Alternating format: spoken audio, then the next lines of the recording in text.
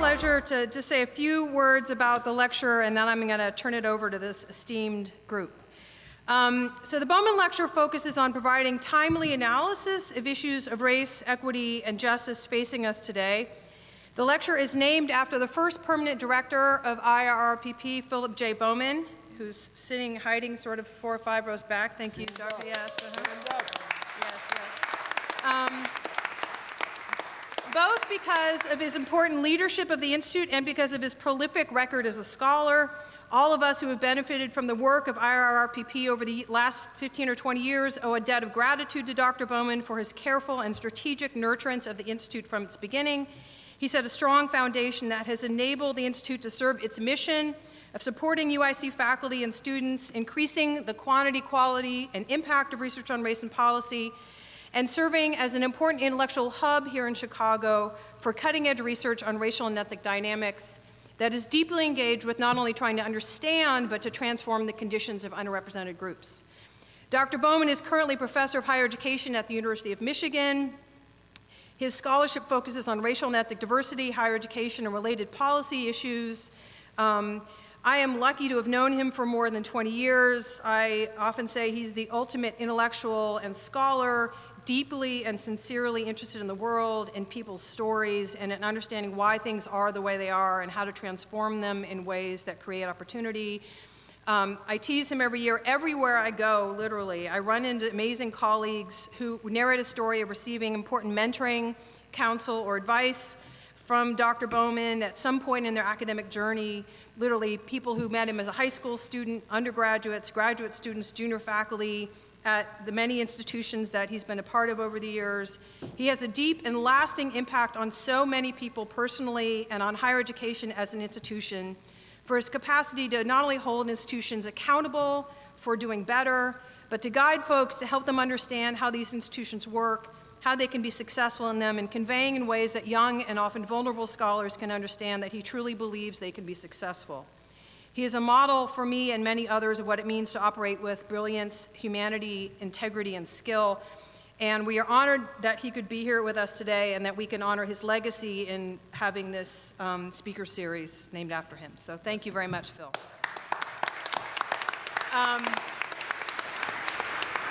I also want to, before introducing the panel, I would like to thank the provost. I want to thank all the IRRPP staff that make this work and that managed at the last minute to move this. Thank you very much, all of you, for adjusting. We apologize for the heat in here. Feel free to turn your bios into fans along the way. I also want to thank all our community collaborators and invite any of you who have ideas about collaborations that we might do in the future to seek me or any of us out tonight. So today is a really exciting moment. We've been talking about this for a while, inspired very much by our dear colleague and friend Bill Ayer's book titled Demand the Impossible. And if you haven't seen it already, there's all the amazing, many of the amazing, we couldn't have all their books here because it would have taken too much space, but you should by all means buy a copy of some of these books in the back. But he challenged us a year or so ago to really imagine what we might want beyond the constraints of the bureaucratic and political realities that we deal with on a day-to-day basis. We use this as a kind of inspiration to imagine a future for public schooling in Chicago that would really center questions of justice, challenge systems, create spaces where all children can thrive. And in brainstorming this, we sort of imagined our ideal lineup of brilliant scholars thinking about Chicago these days, and we're overwhelmed with appreciation when the folks we emailed all said they were in. So we've given them this challenge of speaking for 7 to 10 minutes. Bill will get us going, sort of give us a larger context, talk a little bit about his work, and then he will moderate each of these folks are going to get about 10 minutes to talk, and then we'll have a Q&A, and I, along with all of you, I'm really excited. Oh, by the way, rather than spending 20 minutes reading all their bios and talking about how amazing they all are, you have these sheets in front of you. So please defer to those regularly to find out more. And now I turn. Fans, so yes, exactly. These are also the fans. So now I turn it over to Bill. Thanks very much. Thank you.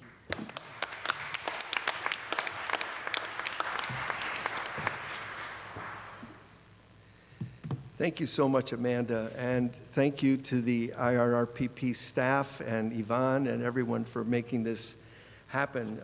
And thank you all for being here, those of you who continue to struggle for decent public schools for all children, regardless of circumstance, and who are in the fight for the long run to build schools for free people that are based on the twin pillars of enlightenment and liberation. So I salute you for being here, and I can't thank you enough for being here. These are an extraordinary group of engaged scholars, and I sometimes call them enraged scholars because sometimes they're just pissed off. And and if you're not pissed off, as you know, you're not paying attention. But I want to also thank Phil Bowman and the legacy of this lecture. Phil gave the first Bowman lecture some years ago, but it's been followed by some extraordinary people, including Charles Ogletree and Dorothy Roberts and Mary Patillo last year. So we are all honored to be in that tradition, and I'm confident that this group will uphold the legacy and strengthen it and send it further down the road. Martina Spada, the revolutionary Puerto Rican poet, offers us a useful starting point, I think, for what we're trying to talk about today. In his now classic poem, Imagine the Angels of Bread, which some of you may know, but it won't hurt you to hear a couple lines again, he lists out a catalog of obstacles to our freedom and obstacles indeed to our full humanity. Each line begins with the repeated phrase, "This is the year." So, a few lines. This is the year that squatters evict landlords, gazing like admirals from the rail of the roof deck, or levitating hands in praise of steam in the showers. This is the year that shawled refugees deport judges who stare at the floor and their swollen feet as files are stamped with their destinations. This is the year that police revolvers, stove hot, blister the fingers of raging cops, and nightsticks splinter in their palms. His point is, and you could make your own list, his point is to name those things that stand in the way, on and on. And I often ask my students to make a list that begins with "This is the year," and single out those obstacles, those abominations, those things that we have to figure out a way to resist.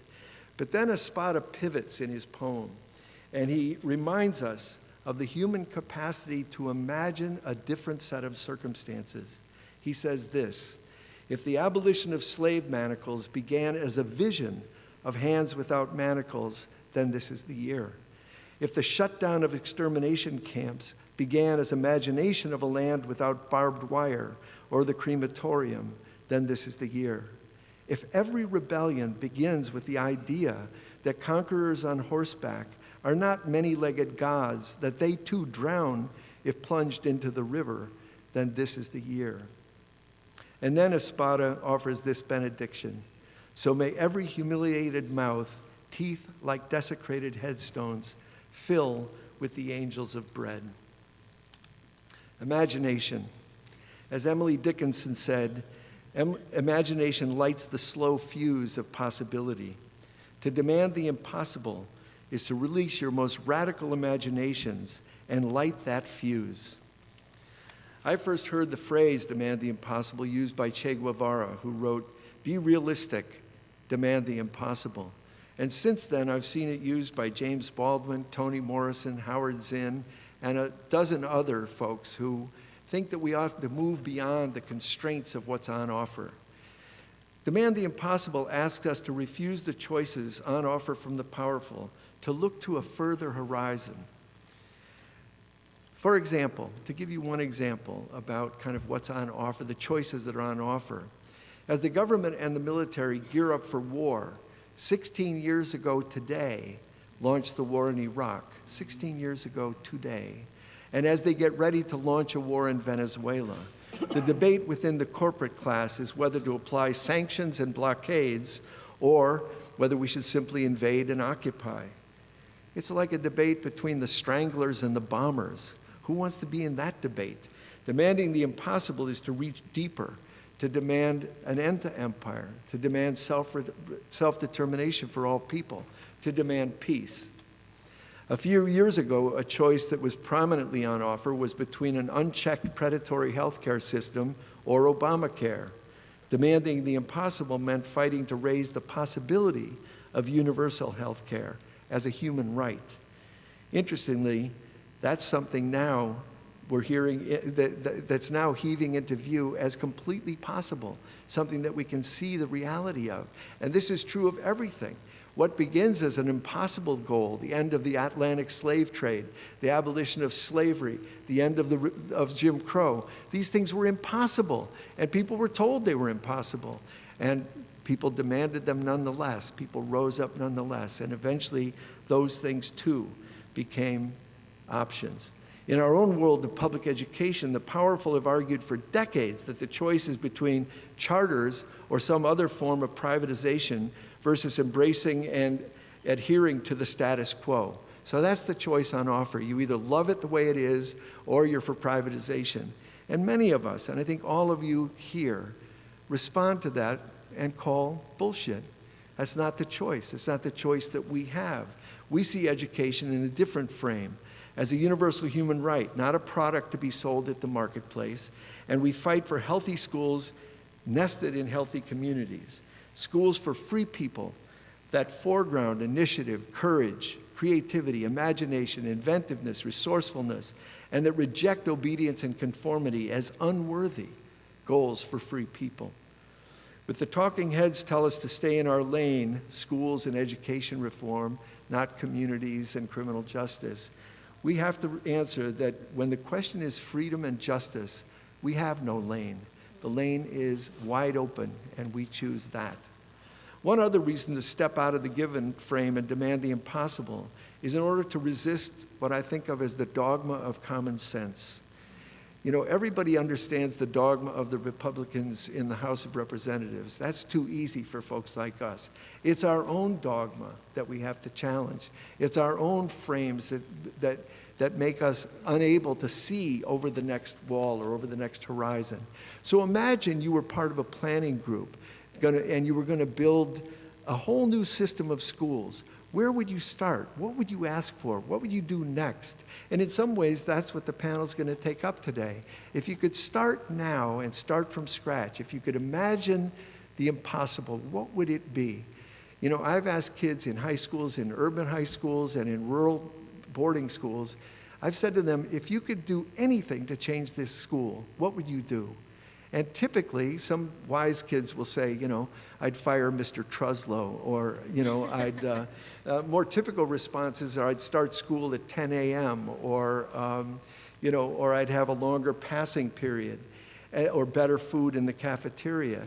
And it always strikes me as such a letdown in a certain way. I've said storm the heavens, and the response is better bologna in the cafeteria.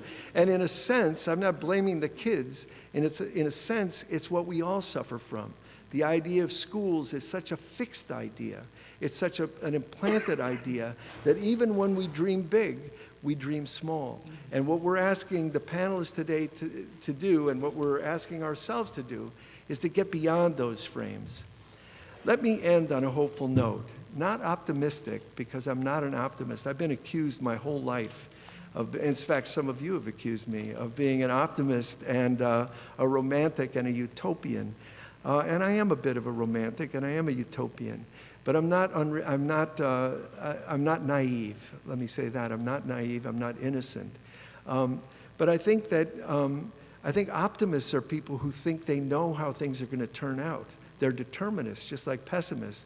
But I choose to be a hopeful person, and you can choose that too. Hope is a choice. You know, when I'm called a utopian, I sometimes think of Eduardo Galeano, the great Uruguayan writer, who was accused of being a utopian. And somebody said to him in a lecture, "What good is utopia?" And he said, "Well, you have a point. If I take 2 steps towards utopia, utopia walks 2 steps away. If I walk 10 steps towards utopia, utopia seems to walk 10 steps away. So what good is utopia?" And Galeano's response, "It's good for walking," which I think is the important thing. You know, so I'm not unrealistic, and I know that there's a very good chance that that we will not be able to overthrow predatory, vicious racial capitalism, and that it could defeat us first. But on the other hand, the day before every revolution, The day before every revolution, it was impossible. The day after, everyone says it was inevitable. So you have no idea. And because you don't know what's coming, that in itself is a reason to hope. So I get up every morning with my mind set on freedom and believing that maybe today will be the day that we can make it happen. I typically go to bed a little disappointed, but I get up the next day ready to go again. A few lines from Billy Collins to end on a hopeful note. He says, if you have the words, there's always a chance that you'll find the way. And in The Cure at Troy, Collins writes this: human beings suffer, they torture one another, they get hurt and they get hard. No poem or play or song can fully right a wrong inflicted and endured. The innocent in jails beat on their bars together. A hunger striker's father stands in the graveyard dumb. The widow in veils faints at the funeral home. History says, don't hope on this side of the grave. But then once in a lifetime, the longed-for tidal wave of justice rises up, and hope and history rhyme. So let's today and every day polish and streamline our hope and dive into the wreckage, becoming actors in history on a mission of repair. Let's demand the impossible. Thank you.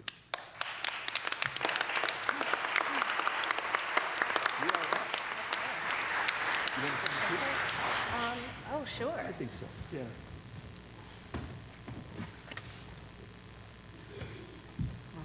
Good afternoon. Good afternoon. That's a call and response. So I say good afternoon, and then you say, good afternoon. That's so much better. Thank you. I'm really extraordinarily honored to be here today. If you're looking at the bios in front of you, I'm Dave Stovall. No, just kidding. I'm e-viewing. And I'm grateful for the opportunity to share time with you. I want to say thank you so much to the provost, to Amanda, to the IRRPP, and to all the staff who put work into this event. I'd also like to express my solidarity with the graduate students that I understand are on strike today. And to acknowledge that we are also on the lands, the occupied lands of the Illinois, Miami, and Potawatomi peoples. For me, part of demanding the impossible and demanding transformation means demanding a decolonized future, and so I like to acknowledge that before I begin my remarks. Yeah, you can clap for that, sure. You know, being on this panel is particularly an honor because the people I'm sharing space with today are some of the comrades and educators who have been most influential in my own political development and who've really shaped my understanding of what it means to be a scholar and what it means to be a good person. So I feel a little bit like a member of the junior squad who gets to play in the varsity game today, so thank you. And I was going to say a lot of other flowery philosophical type things, but 7 to 10 minutes is not a lot of time, and I take that very seriously, so let's get down with the get down. So I am here to make 3 impossible demands. Demand number 1. In recognition of the historical role that schools have played in enacting white supremacy, attempted linguistic genocide, settler colonialism, and racial terror on children of color, we need to offer a specific remedy. So my first demand is anti-racist teachers only. Period. And here I'm indebted to our shared colleague Bree Peekauer at Montclair State University, who has posed the question, what would it mean if we stopped licensing racist white teachers?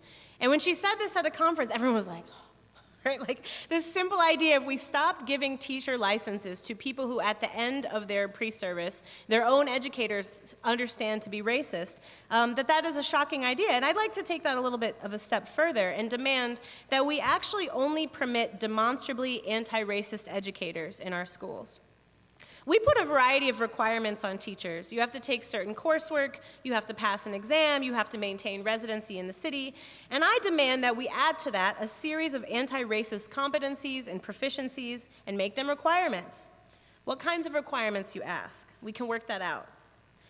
Maybe you have to write a letter or an essay about the letter from a Birmingham jail and how it applies to contemporary life. Maybe you have to do a certain number of service hours. Maybe there's a test where we see if you clap on the 1 and the 3 or the 2 and the 4. That's a joke, we won't really do that. Because then there wouldn't be any space for allies but anti-racist teachers only. That's my first demand. Demand number 2. When I was a teacher, I had a student who we'll call Aaliyah. And I had her for 3 years. I had her for 6th, 7th, and 8th grade. And when she went to high school, her counselor in high school had actually been my favorite teacher when I was in high school. And so we kept in touch. And because I'm nosy, I was constantly snooping and checking with this educator to see how Aaliyah was doing. And one day the counselor texted me and said she was really worried about Aaliyah because Hadiyah Pendleton had just been shot and killed at age 15 in a park near her school. And Aaliyah wondered out loud, as innumerable Chicago young people doubtlessly did, am I going to die? My second impossible demand is that we create a comprehensive citywide mental health care system that begins with children and young people at the center and radiates outward to encircle all Chicagoans, with particular attention to those most impacted by trauma. In 2017 in Chicago, 246 children aged 16 or younger were shot. Just for a second, I want you to think of a young person in your life who you love very much. And I want you to think about how many people love that child. How many aunties and siblings and neighbors and friends and cousins, that one coworker who always buys Girl Scout cookies, the crossing guard on the corner who always looks out for them. When I was young and I did something dangerous, my mother always told me, do you understand that if something happens to you, I have to call Grandma and tell her that something happened to you. I have to tell her that I let you get hurt. And what that taught me is that we are all in a web of accountability and care, so that for every one of those 246 children shot, how many people then have to cope with tremendous trauma? Perhaps people who didn't even know the victims. Young people who see what happened to Hadiyah, what happened to Quintonio, what happened to Laquan, and were traumatized. How many Chicagoans of all ages do you think have PTSD? How many do you think are dealing with depression or anxiety or untreated mental health issues? And how do you think that impacts the way we treat each other, the small ways that we make the city less hospitable for one another? And what would it mean if we made our collective mental health and wellness a priority, not because it'll help kids do better on tests if they're not traumatized, or it'll keep them from lashing out at each other or fighting or getting suspended, but because we fundamentally believe that they deserve mental health care and wellness? Demand number 3. In 2015, I wrote an article for the New Republic titled, Rahm Emanuel's Next Scandal, Chicago Public Housing. I am comfortable admitting now, 4 years later, that the title was somewhat aspirational in that I was trying to make this a scandalous thing by writing this title. But it should have been a scandal, and it still should be. The CHA has thousands of people waiting for multiple years on a wait list for housing while intentionally maintaining vacant units that it refuses to fill and collecting money from the federal government for those units. Please look it up. It was scandalous then and it was scandalous now. I don't get paid by the click, so you should just look it up for your own edification. CPS serves about 18,000 homeless students. Aside from that number, there are innumerable students who are not technically homeless but who have insecure housing, unsafe housing, or inadequate housing. In Boston, where I used to live, nonprofit agencies have been working with schools to identify students most at risk of experiencing homelessness and working with them and their families one-on-one to help them secure safe, permanent housing. So my third impossible demand is that we marshal resources for individual intervention to ensure that every single child in this city has a safe, secure, stable place to live. When I say safe, I mean there won't be lead in the water or materials present that exacerbate asthma and allergies, like pesticides and mold. When I say secure, I mean they don't have to be on a wait list or worry about making it into a shelter. When I say stable, I mean that they won't be displaced, pushed out, or evicted. And the amazing thing is that children are situated within families. So if we focus on stably housing our children, there are a whole lot of adults who come with them. What would our city be like if people knew they had a safe place to live that was not going away? Now, by this point, you've probably noticed that only one of my 3 stated ideas is, strictly speaking, a school policy idea, the first one with the anti-racist teachers, and the other 2 ideas are focused more on basic needs provision. And that's because I think that we have to stop thinking about simply fixing education and ask ourselves what education is actually supposed to do or represent in our society, and thereby think critically about the way it fits into a broader ecosystem of what it means to live a good life. Schools are struggling for many reasons, but foremost among them is that schools are one of the last public institutions that is committed, at least in theory, to serving everybody.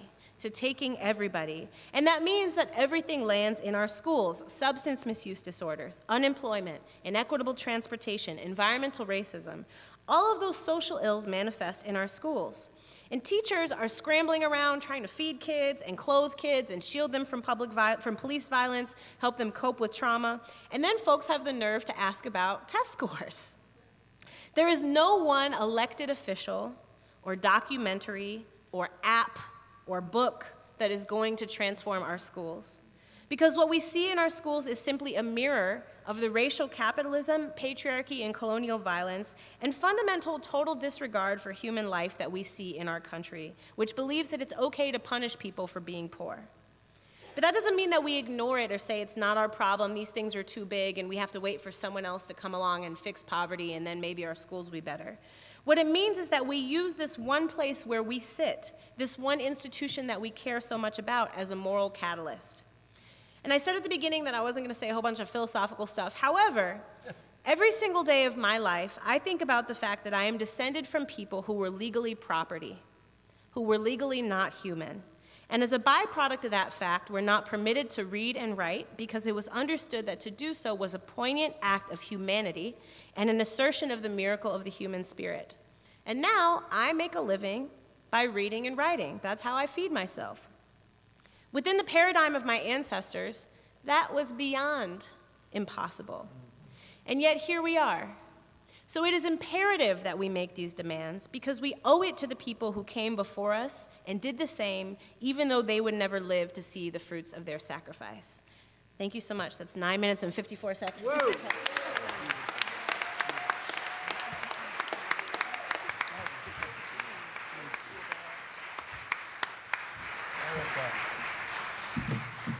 I should have gone ahead and went first. Hi, my name is Elizabeth Todd Breeland. I'm also very happy to be here today. I want to thank all the IRRPP staff and also just say what an honor it is as well to be here at the lecture named after Phil Bowman.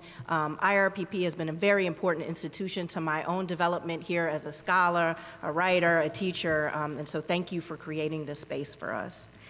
I want to start as well by saying that as we are here today, we're here in solidarity with the educators on strike on this very campus. And to that end, I'm going to focus a lot of my commentary on teachers, particularly on Black teachers, their organizing in the past, and what we might take from that. But I'm going to start by some sort of broader ruminations on struggles for what we can make possible. And I'm a historian, so many of these ideas for me have come out of my own research on history and the ways in which I've been inspired particularly by various narratives and ways that movements, social movements, organizing has shaped and reshaped narratives, not only of what's going on in their contemporary moment, but of also what is possible. So in my research on the history of race and education in Chicago, I've certainly found that, as one scholar, Jack Daugherty, says, there's been more than one struggle. I focus on movements for desegregation, community control, and independent Black institutions here in Chicago.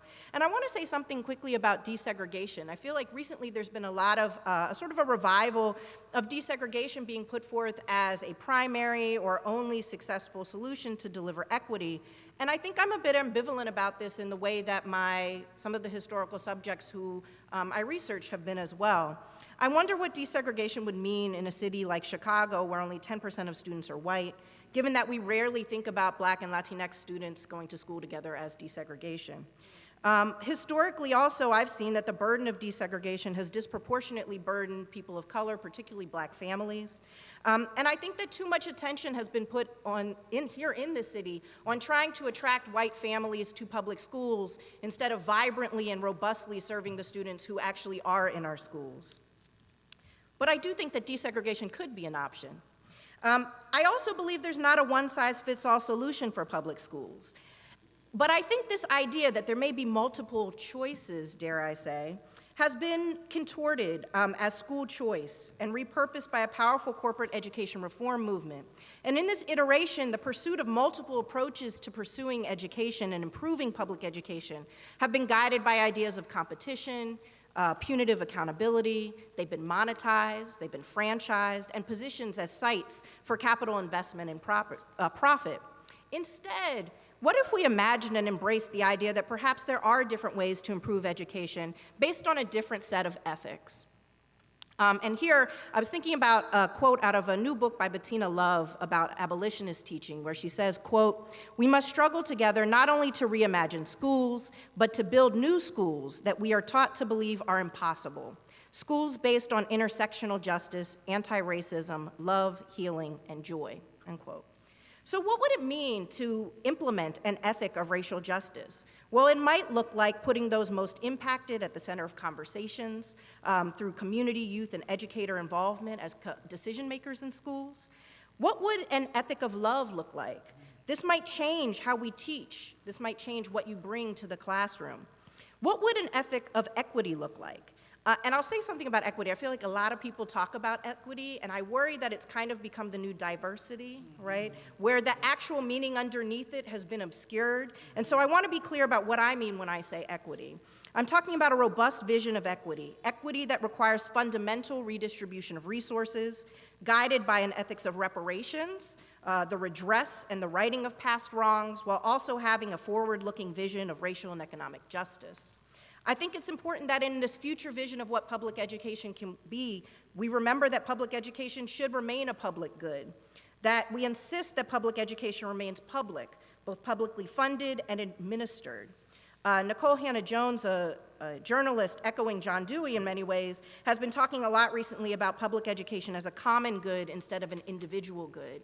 And I think too often the way that public education is implemented, we understand it as an individual good.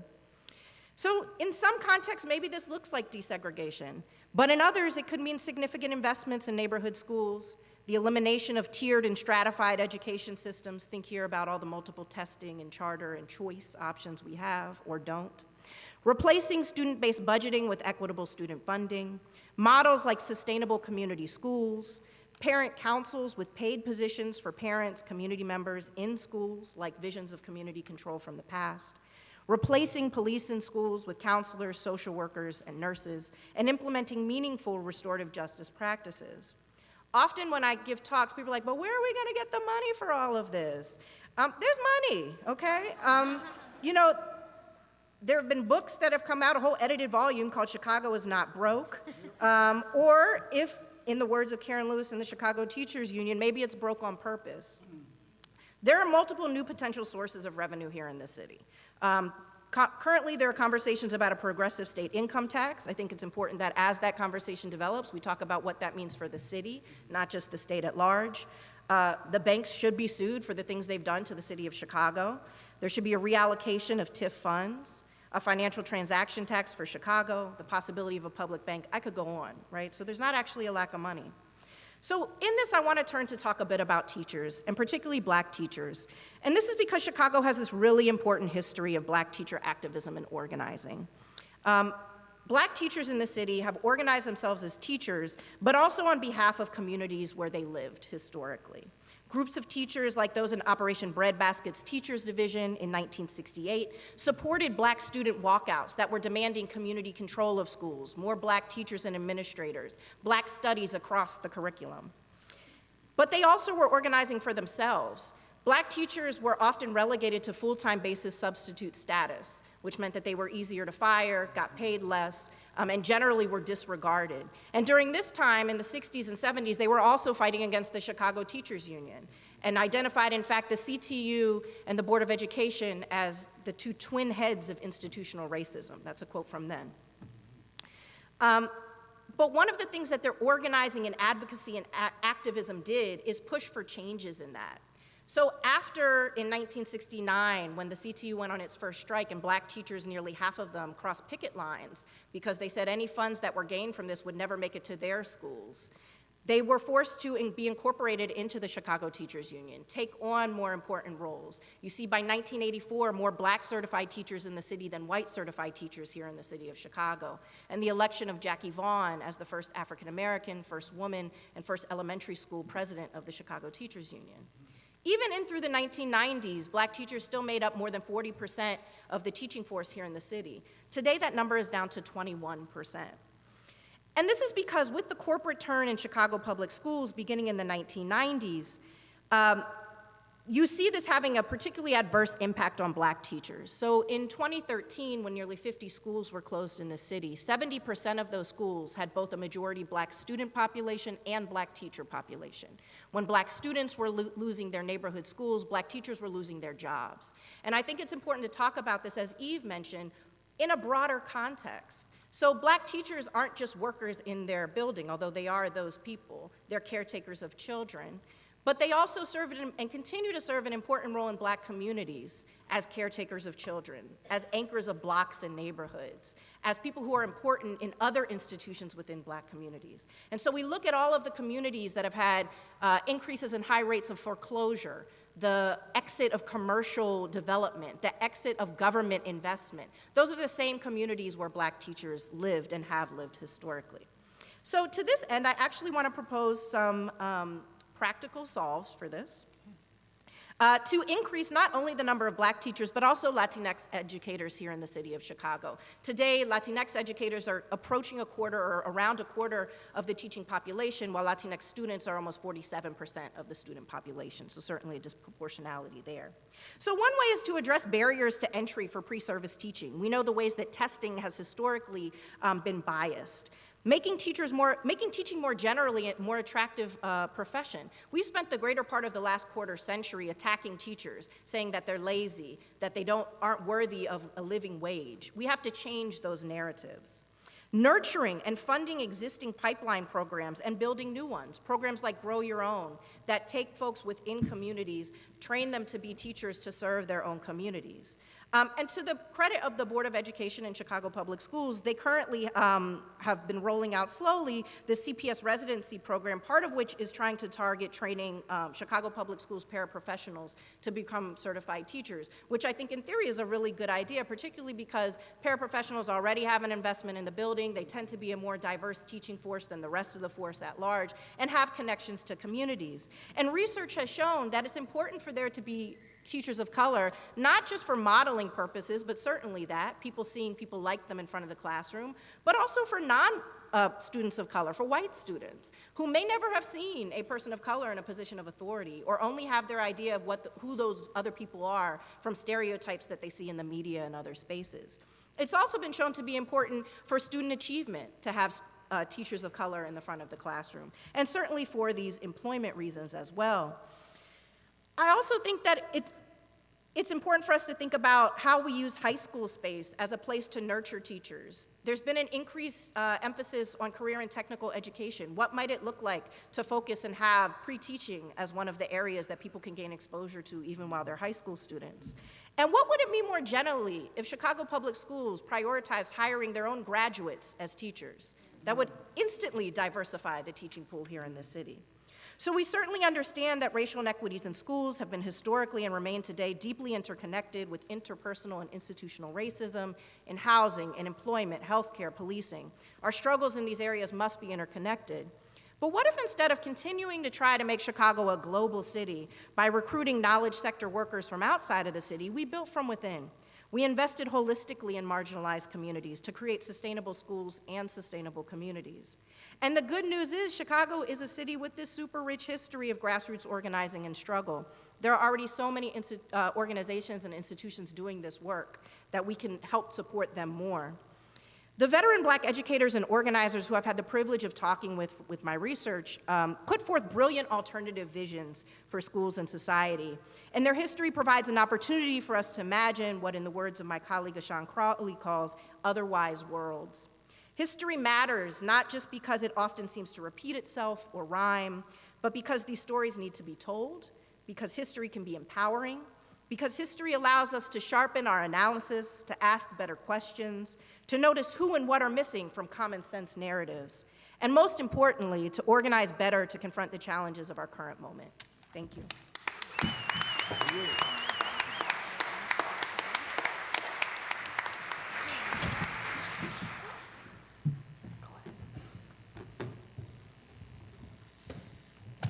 Oh, that was fantastic. Hi, I'm not David Stovall. I'm Erica Miners. I'm really honored and humbled to be here. I want to give thanks to the folks at IRRPP, Yvonne, Amanda, Ryan, and so many others for all the work that it took to pull off this event. Thank you. I also want to acknowledge, as many have before, the 1,500 graduate and teaching assistants from the Graduate Employees Union who are on strike right now. I'm a member of a labor union, University Professionals of Illinois, Local 4100. We're in solidarity. The next bargaining for the Graduate Employees Organization is this Friday, and you can email Chancellor email the Chancellor your support, and the Chancellor's email address is, I kid you not, just chancellor@uic.edu. Okay, in my 9 minutes, I'm going to offer 4 principles. These are more prescriptive, or less prescriptive, more descriptive, and definitely not exhaustive, that help me with my work. I didn't quite follow the rules here, big surprise, but I didn't know what to say exactly, and after listening to Eve and Elizabeth Todd, I was like, yes, yes, right? But instead, these are more sort of principles that I'm trying to engage in my practice. And just to note, I know the prompt was about the future of Chicago schools, but just following on the fabulous comments from the folks before, but for me, the future of our schools is inseparable from the future of our neighborhoods, of our bodies, of our public transit system, of our water, right? Of course, the GEO-UIC strike is connected to the Oakland and the LA K-12 teachers strikes and the waves of teacher strikes across the country that are pushing back on an austerity logic. We are here at UIC, but there are 7 brilliant students less than 50-minute drive away who will earn their undergraduate degree this May in prison and will not see freedom unless we mobilize. So while the carceral or punitive state might want us to see these as disconnected, that K-12 teachers' working conditions have nothing to do with the over 45,000 people who are locked up in Illinois, we know these are deeply intertwined. So, in my four points, in my next 8 minutes, how do we build the futures we need now? First of all, I'm working on cultivating a radical imagination. It is of no use to say that we should demand the impossible if the most radical ask we can imagine is fewer teacher layoffs, young people with more grit, or that we must tolerate queer people. Why not free tuition and student debt elimination? Why not paid musicians on every block? Why not an end to sexual violence and white supremacy? Why not, instead of pods for trans folks in prison, an end to the incarceration of all, including queer people? As Gloria Anzaldúa wrote years ago, nothing happens in the real world unless it first happens in the images in our heads. So to demand the impossible means we, all of us, have to imagine something different, first see the trouble with the status quo, be able to imagine something different, believe it is possible, and build it. And I know this is a steep ask. For most of us, the first place we're constrained is in our very imagination, our ideas of our own selves. And this isn't accidental. Liberation under oppression is unthinkable by design. So how do we cultivate a radical imagination that can grow cisgendered men who want to work to end sexual and gendered violence, that can dismantle borders, that can end the tyranny of the normal? I think history is an essential tool, but we have to practice and cultivate these muscles together. So number 2, I'm learning and practicing collectivity. As our compatriots at the Graduate Employees Organization are currently doing, I'm always learning and practicing how to build collectively with other people.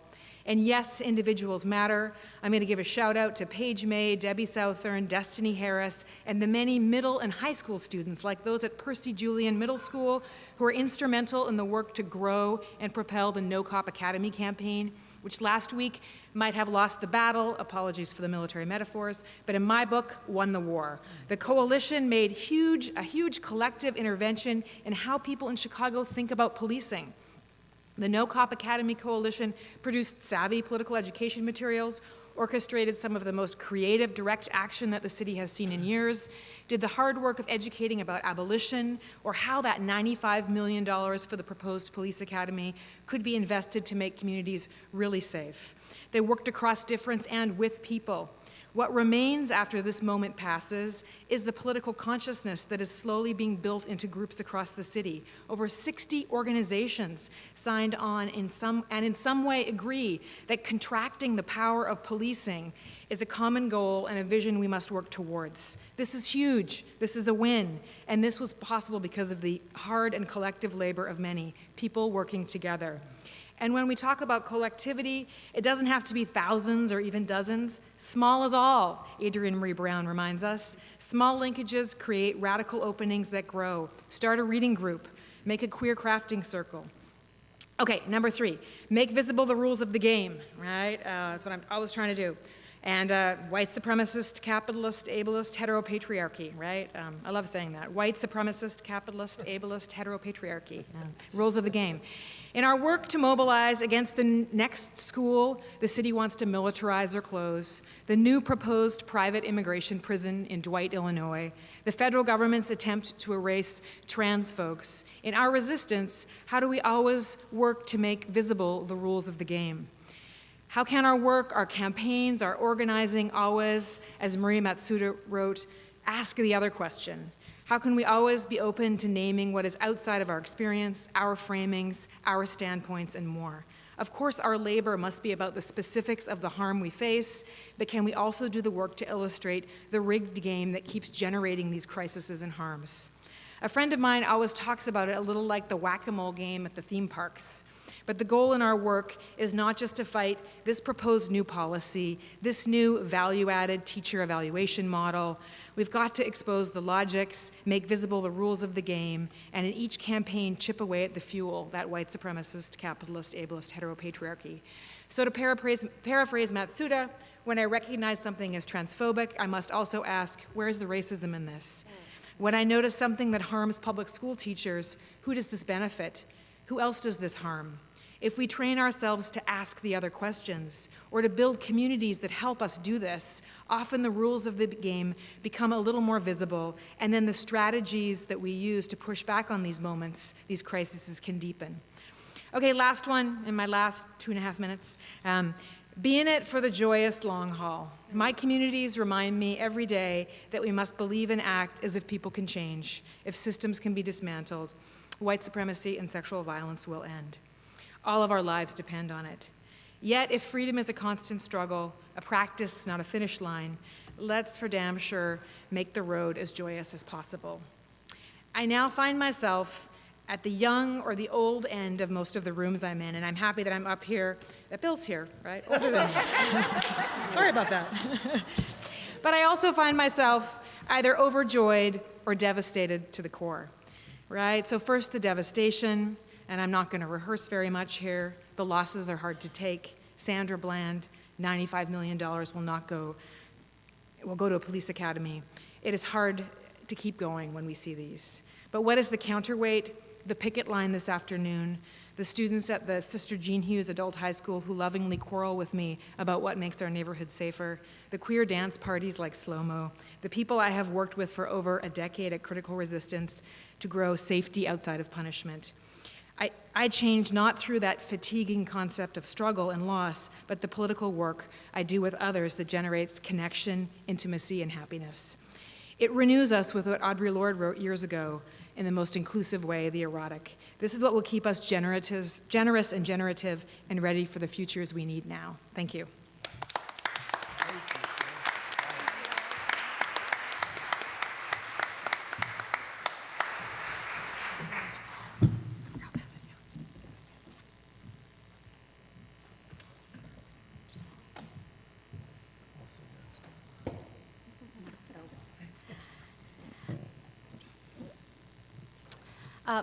Is this go down? Yeah? Okay. All right. Well, thank you so much for extending an invitation. I'm truly honored to be here and to be a part of this amazing panel. I also want to, give a shout out to the Graduate Student Organization and show solidarity and just know that we support you. I am from Northeastern Illinois University, where we are unionized and we believe in fair wages and good working conditions and so on. And so I, fully support the demands of the graduate students, and I hope that the negotiations result in something that can be that is fruitful for everyone. Thank you again for the invitation. When I was contacted about participating in this panel, I was really excited and also just honored to be here because CPS has played such an important role in my life, both personally and professionally. I am a product of Chicago Public Schools. I have a son who is a graduate of Chicago Public Schools. I am situated at a university where 75% of our incoming freshman classes typically are from Chicago Public Schools, and where in a college of education where 85% of our students conduct their clinicals and their student teaching in Chicago Public Schools. So I am deeply invested in this school system and in public schooling more broadly, but at the same time, it's hard to overlook the many challenges, the many issues, and the many problems that exist within that school system. And the prevailing ideologies that fuel them and that are steeped in white supremacy and neoliberalism, among other systems of oppression. But for today, I want to focus on radically reimagining one aspect of schooling in Chicago by proposing a vision for regional colleges of education that feed directly into or have the potential to feed into CPS. So in line with some of my colleagues who have talked about the importance of teachers, I want to propose a radical vision for colleges of education. And so the narrative about colleges of education is similar to that of K-12 public schooling, right? That the teachers that come out of these colleges are poor quality, and so therefore we need to have more rigorous testing and accountability structures. And of course, we know that these have kept many potential teachers of color out of the profession from the very start. And now through EdTPA, a high-stakes test at the very end can literally move a pre-service teacher entirely through a teacher education program and then at the very end leave them without licensure. And so it's no surprise that one of the biggest beneficiaries of these types of policies has been Pearson, right? Because they control the testing, at various stages of the teacher education pipeline. And while colleges of education, shouldn't be romanticized either, right? Even though we know that they're under attack, we know that there are these alternative certification programs, Teach for America and so on, that seek to erode colleges of education. They also can't be romanticized because they have to be situated as part of the system that, according to my colleague, David Stovall, quote, sustains and supports white supremacy through an endemic system of training rooted in dehumanization and white supremacy, end quote. So I want to reimagine what these institutions could look like and give a couple of examples that, although not perfect, perhaps give us a place to think about the direction that this can take. So I imagine a college of education, or regional colleges of education, in which there is radical leadership that outright rejects neoliberal reforms, testing and accountability structures, and refuses to engage in accreditation structures that suck the life, energy, resources, and joy for teaching out of teacher education. Instead, these regional colleges of education would understand their work is in service to and in solidarity with communities across Chicago, and therefore accountable to communities across Chicago. And because they do this work in solidarity, they would see themselves as responsible, accountable, and needing to reflect the needs of CPS students, families, and communities. And in turn would receive support from these same communities, right, as a way to gain support for any type of backlash or resistance to these neoliberal reforms. So what I'm suggesting here is that the power really lies within communities, and that colleges of education should really think about the power that is within those communities to have that support, to do the work that they need to do. These colleges of education would have a deep understanding of justice and equity. They would be intentional about articulating and incorporating these understandings with clarity, intentionality, and transformative leadership across departments and programs. These regional CoEs, as I'll call them, would operate in partnership with community advisory boards composed of CPS parents, teachers, students, and community members, with proportional representation of the various CPS populations.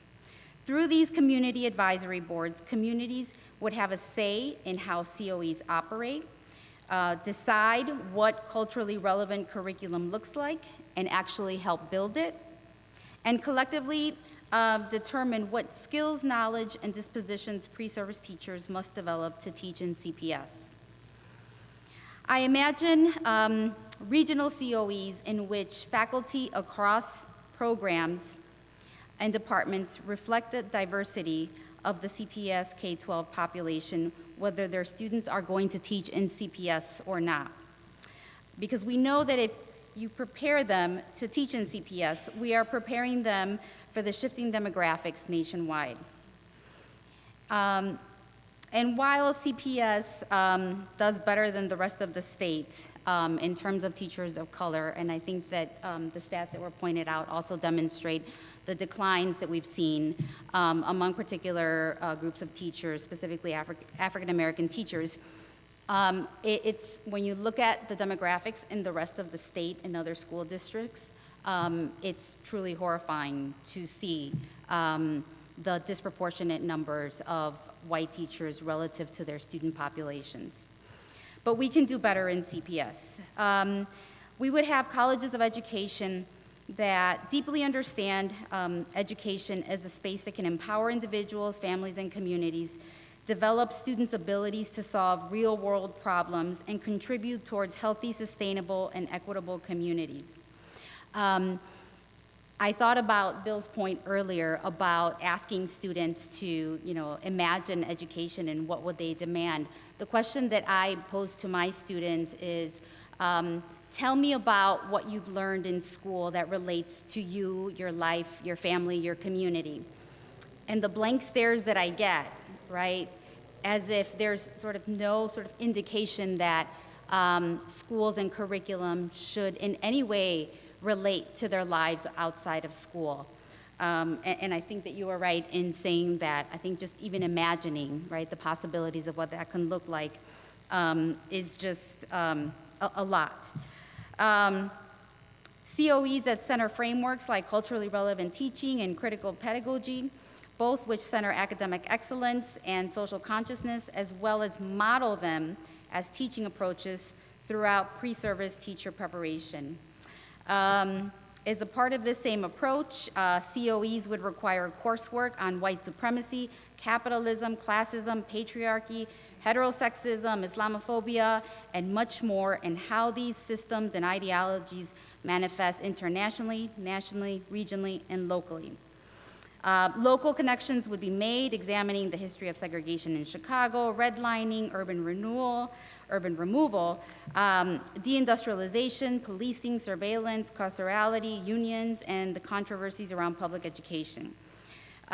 Pre-service teachers would develop deep understandings of the role and complicity of U.S. schooling in cementing and perpetuating these systems and ideologies, and do a deep analysis of how these systems and ideologies manifest in education today. But to counter this, right, because a lot of times we just bombard our students with just a lot of information.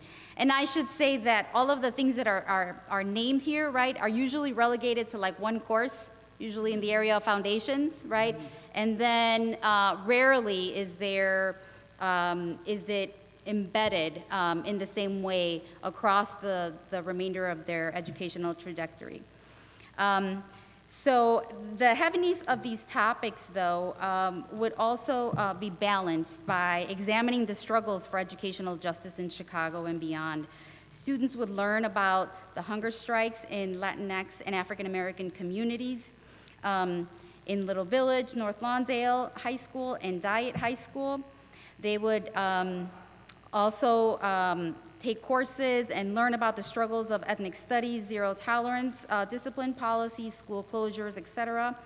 And these courses and topics would be taught by guest lecturers, speakers from Chicago communities and beyond, learning from, working with them, and supporting so that colleges of education, right, would be working in collaboration with individuals, communities, and organizations across the Chicagoland area, and folks who are engaged in this work. So they would learn from the Youth in Blocks Together, a community-based organization who is organized against the gang database. They would learn from the young people of BYP 100, from organized communities against deportation, from the Arab American Action Network, and from many others who have been engaged in these educational struggles.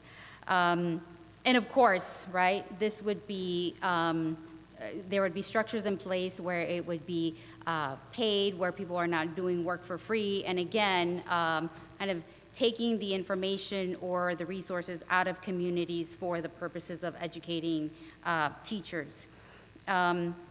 So we would also have trauma-informed teaching, restorative justice practices, community building, and so on.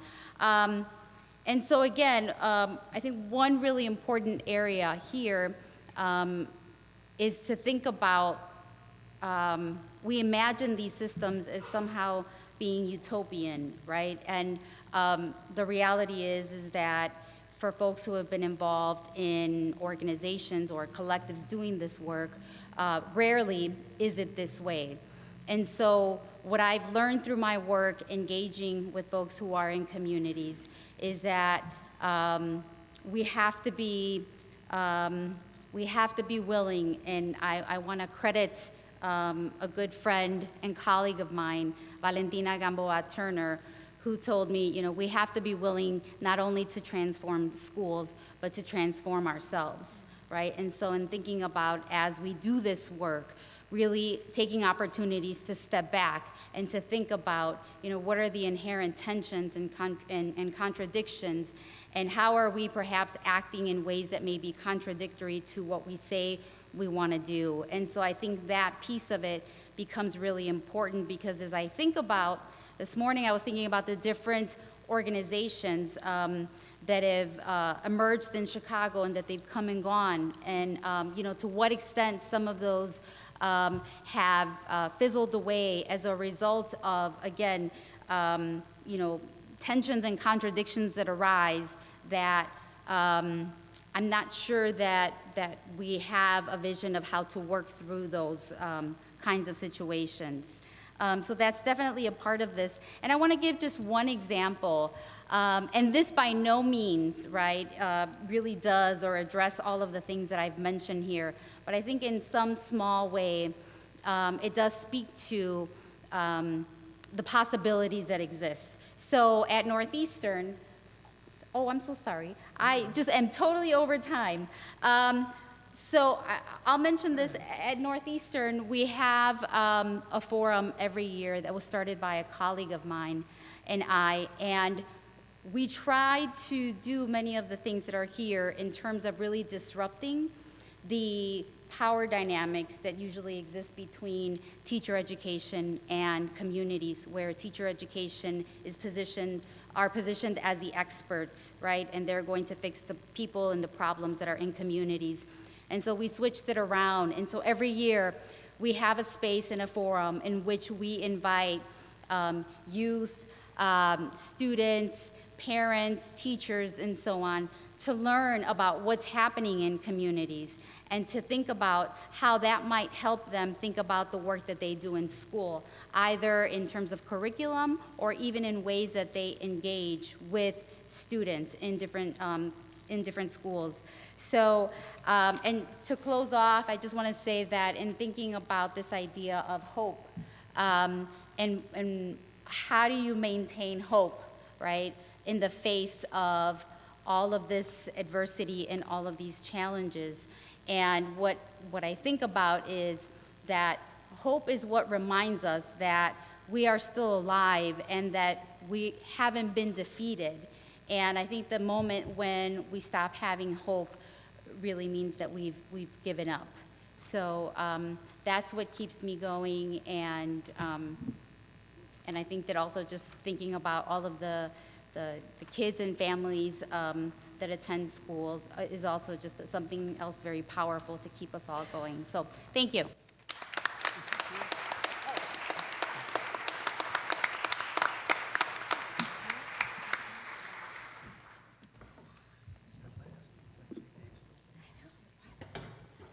Peace and greetings, y'all. Hopefully everybody is doing all right this evening. I want to first express my solidarity with the graduate students who are fighting for a fair wage and proper compensation. And let me put the bullshit aside. They do not make $65,000 a year. So any language that you have seen around that is trash, right? So let us engage a radical imaginary. I first want to thank the Institute for Research on Race and Public Policy, particularly Amanda Lewis, for having my back in very perilous times and for always looking out. I also want to thank Phil Bowman for keeping me out of jail. And this is a real quote, because in these spaces, if you couldn't tell, sometimes I'm a little excitable, and incarceration can come in those instances. So thank you, Dr. Bowman, for your commitment to the radical imaginary and decarceration, right? So I think it becomes important to think about our work in a particular way. One, to explain the radical imaginary. When we talk about a radical imaginary, what we're talking about is something from the root, right? So a radical growth is a growth from the root. And when we talk about an imaginary, it is our capacity to understand the world in the way that it is. And through our thoughts, we are now committed to actions to build a new world, right? So a lot of times people get paranoid when you say something like a radical imaginary, but the actual definition is practical, right? Pragmatic even. So now when we start to think about this in particular ways, these radical imaginaries and the examples that I'm actually going to lay out are things that are not far off, but things that have been done, are possible, and that we still need to do, right? Let's start with a first example. Any teacher education candidate, after their first year in a teacher education program, needs to partake in a community forum where they articulate their relationship to white supremacy. In that relationship, they need to articulate how they have been victimized by it, how they operationalize it, and what are they willing to do to fight it given their content area. They need to present that, not to a group of folks who are deciding whether or not they will continue, but they need to present that to a group of students, right? So now, when we think about that in particular ways, our radical imaginary is one of practicality. It is one that is now saying that there is something different. We have to be clear, and my colleagues, and first let me say this. I am deeply honored and humbled to be on this panel, because these are the folks, when it gets tight, that I call. And I think it's important to say that because in many of these academic spaces, we don't get a chance to see each other, right? And I think this thing becomes important because the plan emerges when we commit to be together, right? And this is from Fred Moten and Stefano Harney, who often talk about this in terms of what does it mean to build fugitivity, right? So my radical imaginary is engaged by fugitivity. And what I mean by fugitivity is there is an understanding that things are not right.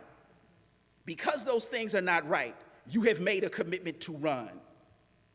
But now you have to figure out who you are running with, what you are running to, and what you will do to break those things that made you run in the first place. So now when we think about this in another way. This comes out in this difference between schooling and education, because they are two different things. School are the rules and regulations that often we are falsely rewarded by complying with. Education is this capacity to ask questions of the things that are oppressing you and to work with others to build capacity to break those things. So you may come into a space where you ask questions in your education as to whether or not the school should exist, right? Not to be highly philosophical with folks, but when you walk through a space that is winding you down, has you in a uniform, has you walking on lines, and punishing you daily for not being in compliances with those things, that to me is not a place where young people are educated. Those are places that are reminding you of your carcerality. They are reminding you not that there's a school to prison pipeline. They are reminding you that the school and the prison may be the same place. So now when we start to think about that in different ways, a radical imaginary starts our assessments to be different. And let me say this, and this is, please excuse me for indulging in this, but we all have heard of Pearson, and Pearson runs a evaluation system for teachers called EdTPA. And I'm glad we have this on tape, because I might actually just do it. This thing around sending a tape to Pearson, burning all of their materials on their lawn for them to play in their board meeting, right? That's the first step, because we have to call this thing what it is. There is no way that someone is going to evaluate my teaching from a context that knows nothing about that teaching and have me videotape a context that they know nothing about, right? I mean, that has to end, right? Second, instead of assessing folks with standardized tests that are actually moneymakers, what would it mean to evaluate teachers on their capacity to create joy? Right? We already do this in preschool. That's right. And we forget it by the time they get to third grade. That's right. So now, what would it mean to have experts in the creation of joy and love through the interrogation of content? Right? Not something far off, but something very practical.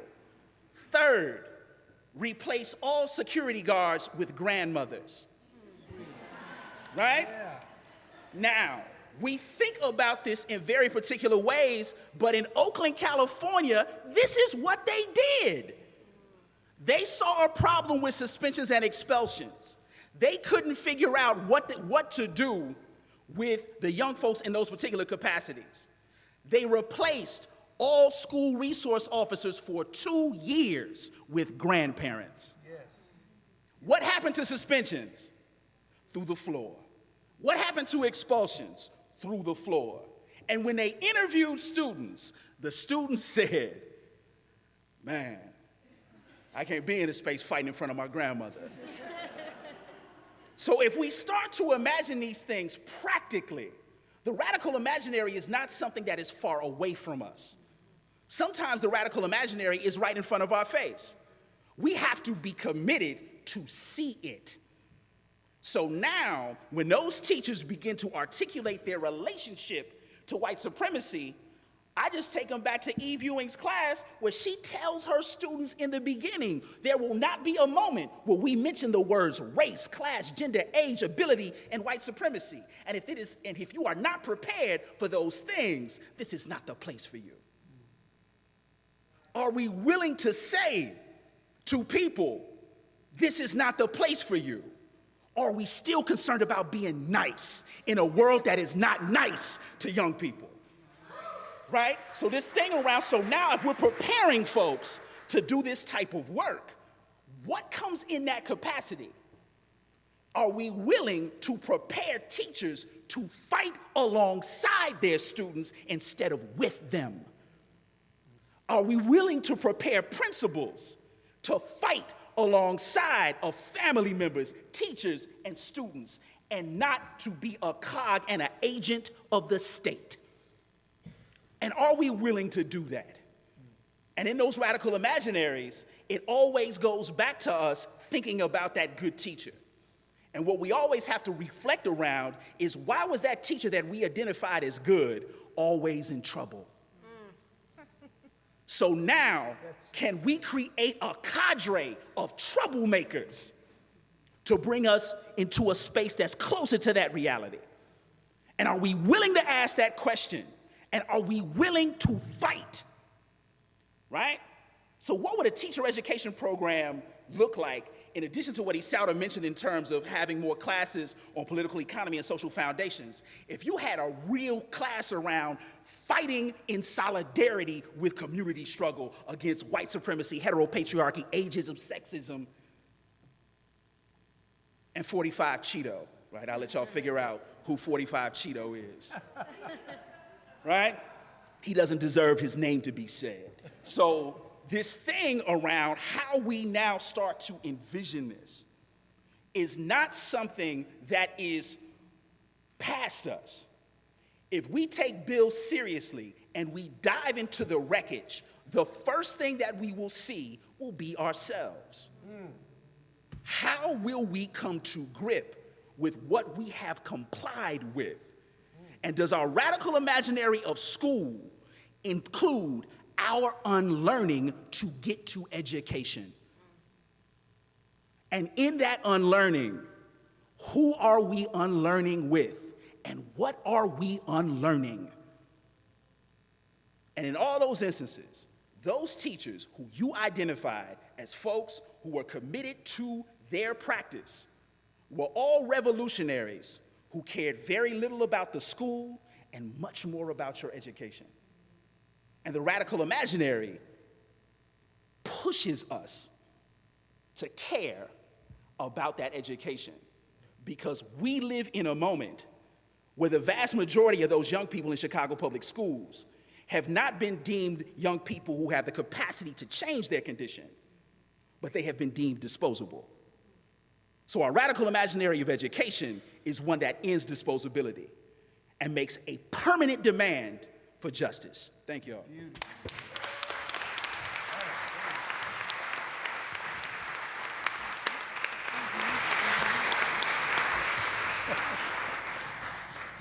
Woo, how you feeling? Wow. I mean, now you know, because these are some of my teachers for the last decade and more, and I am so glad to be up here with y'all. It's amazing, and I know some things are going to stick in your mind, like grandmothers as disciplinarians. I mean, that's going to stay with you, but a lot of it is. And I'm just reminded of in the 1930s, another period when fascism was on the rise all over the world. A group of academics at Columbia University Teachers College wrote a simple booklet, which was called The Role of Education in Troubled Times. And it was reprinted and distributed through the unions. And as I listened, I kept thinking, we got to put together a pamphlet or a leaflet, and we got to kind of distill some of this, because this is a lot of wisdom coming at us. So thank you all, and let's give them another round of applause.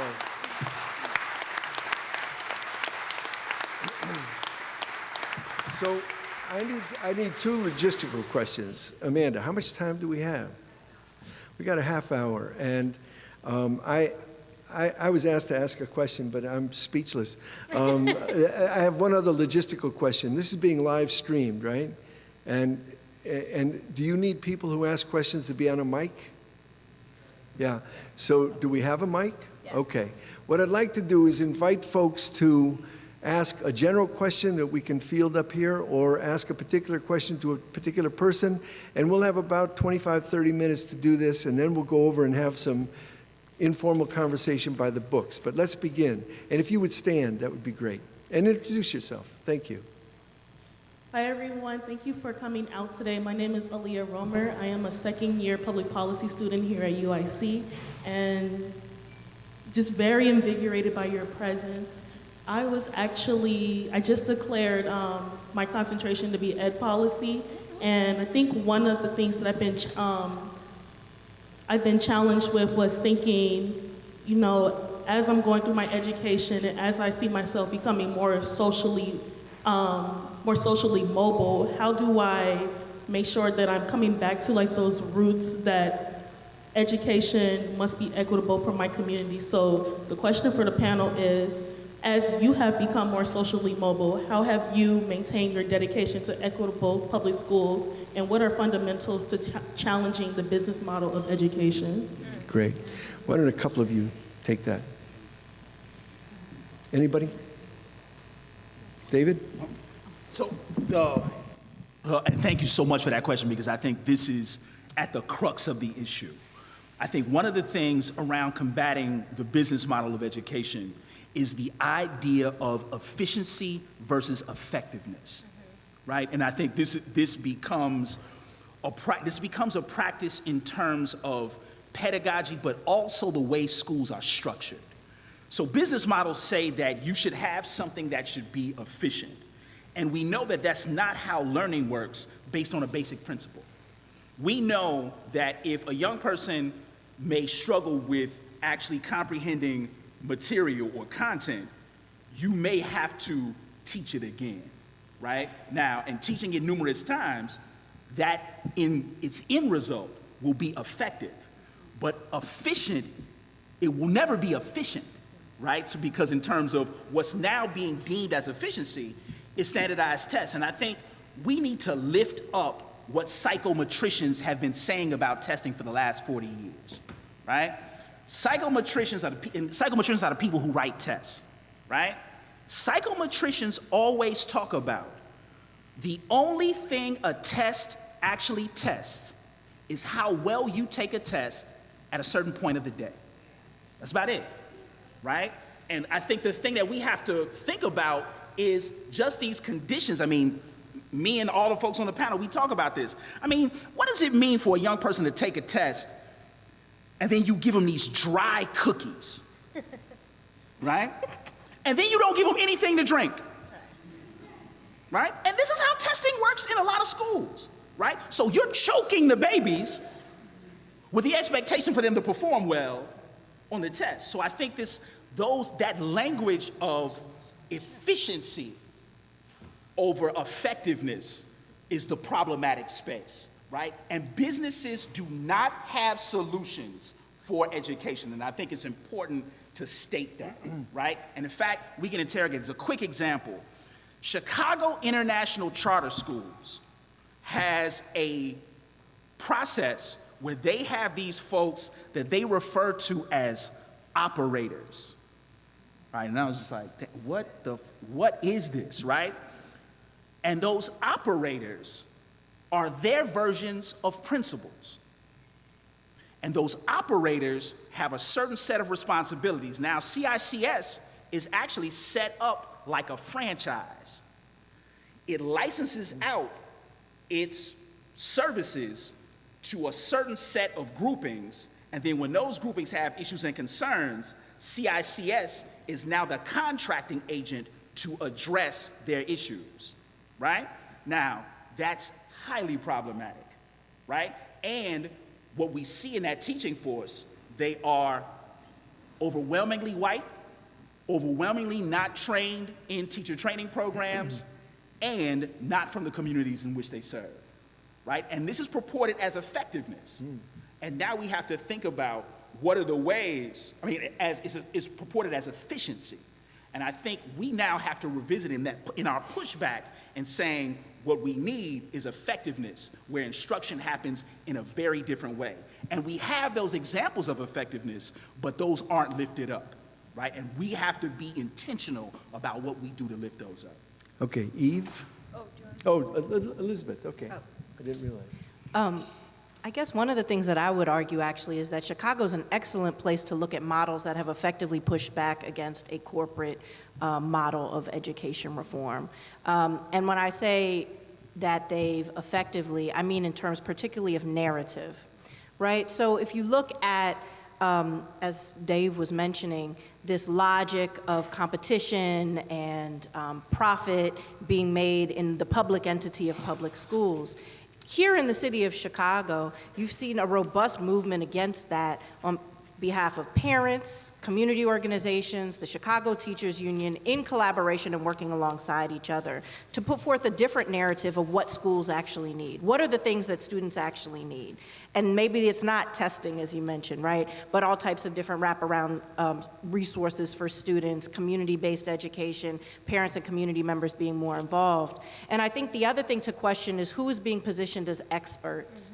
So in that previous model, the folks who are experts are corporate leaders, big city mayors, a variety of sort of philanthropists, when we know that some of the people with the most in-depth knowledge about what might be needed in education are the educators already working in the schools, people in the communities that are being served, the students themselves. And so when you say, where do you find those spaces to ground yourself in doing that work, when you see an organization or a protest or an activity doing the work that aligns with your ideology, your beliefs around those issues, go be a part of it. There's an entry-level position in every organization. Yep. And that you may be the person who brings water to folks, you may be the person who cooked a meal, you may be the tweeter for an event. You know, there are lots of different entry points, but when you see someone doing the work that you feel in your heart is the right work, go be a part of that. Yes. Questions? Hi to everyone, Dr. Elizabeth. I'm Sent. I worked here, I went to school here, I was UICC. So that should tell you how old I am, a baby boomer. But all my folks, my parents and my sisters, two of them, were in education. And this may sound like a joke, but when my dad was a young teacher, he came home and said, okay, we're gonna grade these papers. I knew then not to be a teacher. I wasn't a teacher. So that didn't impress me. But what I stood up for today was, I heard all what you had to say, but when you think about it, where's the real model? Now in 2019, or as we say, what, 21st century or whatever century we're in, the point is that if you put me in charge, you wouldn't have, because see, in my day, we had 1A, 1B, 1, you know, that kind of thing, 2A, 2B, if any of you, your parents have told you about that. Mm-hmm. What I'm saying is, if I was in charge, I would progress the student according to your ability. Students were always put behind. Their parents doubted whether or not they should progress to the next grade level. And no one has mentioned that. Now what you have, now think how we're thinking as baby boomers. And like a person like me, I went away to the service, but this is still my home. You know, I was born here, Providence Hospital that no longer exists, a black physician. What I'm saying to you, isn't that kind of strange that we, in my day, had vocational schools? And here it is, out of all the education, I went to school here, have a degree in history. But believe it or not, I was in pre-med. But I couldn't pass calculus. What does that have to do with my hands being steady to do an operation? But I told people I was going to be a surgeon. What I'm saying is, no one said, what's your capability? Isn't that funny they have these practical pharmacists, practical people in surgery nowadays because there is a need? Yep. So my basic question to you is, if I was in charge, and I'm asking you, if I was in charge, I would change things according to the ability of the student. Get these students out of these classrooms, put them into society, get them ready for the new world like they do in Europe. When I went into a store in Germany, that lady told me, we just don't sell shoes. We have to go and find out how the tanning is made, how the shoe is cut. We learn the whole process. Americans don't do that. So please answer the question as to say, don't you think vocational schools, not charter schools, vocational schools, and also graduating the student according to their progression, and get them out of these places and get them out there where we need them now, yesterday? Anybody? You said, don't you think, like that made it a question, but that wasn't a question, that was just a good comment. Anybody? So do you want to know about why, let me try to distill this down.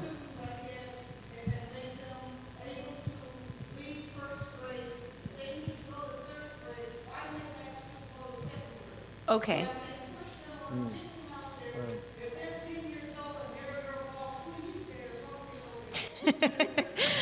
Well, I have some thoughts on that, and I'm sure other colleagues will say different things, but I think since the beginning of American public education, there have been different ideas about what education is for. And so one of those ideas is economic preparation, which is kind of what you're implicitly talking about, right? That schools are to prepare young people into entering the workplace, and you should have a set of proficiencies that they can accomplish or check off and have sort of structured apprenticeships until they're ready to enter the workplace. And I think that that's important, and that part of the reason that we moved away from vocational education is because there was a generation where it wasn't, okay, if you want to be a doctor, you become a doctor. If you want to become a mechanic, you become a mechanic. It was, you're black and you're Mexican, so you're going to be a mechanic. And and you're white, so you get to be a doctor. And so we moved, vocational education has this history of being associated with tracking in a way that stratified our society and created these different layers of people. And I think that's why folks are very averse to it now, but I still think it's important for us to think about creative ways to prepare young people to be in the workplace. That being said, I want to advocate for another purpose of education that is not only about economic preparation, and I want us to, largely inspired by folks on this stage and in the audience who've helped me think about this, what does it mean to live a good and happy life of joy and celebration and live into one's gifts, regardless of whether that's going to prepare you to participate in the capitalist society. So there has been, and I think about this in terms of especially disabled students in particular, but all kinds of students where, these trendy headlines, like New York Times headlines will drop like, oh, this new business has found this way for kids with autism to do this, that, or the other. And it's like exciting because people have figured out a way for disabled people to participate in capitalism and to make use of themselves in producing things, instead of thinking, what would it be like for us to create nurturing and humanizing spaces for all people to be the best of themselves, regardless of whether that's going to prepare them to produce things in a labor market. And so because I would like kids with disabilities, I would like kids with from all kinds of backgrounds to still have a place in school, regardless of whether they fit into a vocational track or not. But I definitely agree with you that there's a place and I think renewed interest in, and I think a lot of the ways that we've talked about trying to integrate communities with schools will help facilitate that, right? Because the grandmothers come in and they teach you how to sew, and they teach you how to cook, and they teach you how to do these kinds of things. Or the uncle comes in and teaches you how to fix a car, right? These are forms of education that actually currently happen in all kinds of community contexts, but we don't value them or legitimize them in a school context. And for the scholarly people in the audience or folks who want to read more about that, the classic reading on that is an article about the idea of what we call funds of knowledge by Louise Moll, M-O-L-L, and several other co-authors. And the idea of where is the knowledge that's already in our communities and how do we not legitimize that in school spaces? Right. Question. I'm Carla Strickland. I'm a digital curriculum developer at the University of Chicago. And so I work on math and computer science textbooks for elementary through secondary students. I have a comment and a question. One is that I was on this same campus earlier this morning at a CS education talk, and the demographics of this crowd are vastly different than the demographics of this crowd that's here. And I really appreciate it because I was looking around the room like, where are the kids that we're talking about this research impacting? Where is that representation and that image here? So I really appreciate everyone who's here today and all of the students that you represent, because we are talking about the future of Chicago Public Schools. And when we say Chicago Public Schools, I'm not thinking about the buildings. I'm thinking about all of those children. So thank you. And this is very helpful because I already went off on Twitter and I didn't want to have an entirely ranty day. Okay, so my question is about publishers, textbook publishers, and it sort of was set up by Dr. Stovall's comment about Pearson and burning all their stuff on their lawn. I'm reminded of the pushback against Nike when people were burning Nike stuff. And I was like, the Nike people are laughing all the way to the bank because you still had to buy that stuff that you burned.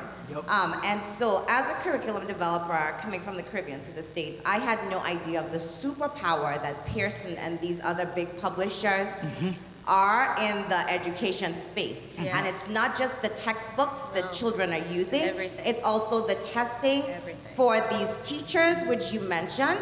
And so, you know, as, you know, to speak to Dr. Ayers, you know, when I take 2 steps towards utopia, it pushes further back. Like, I'm down for the revolution to start today.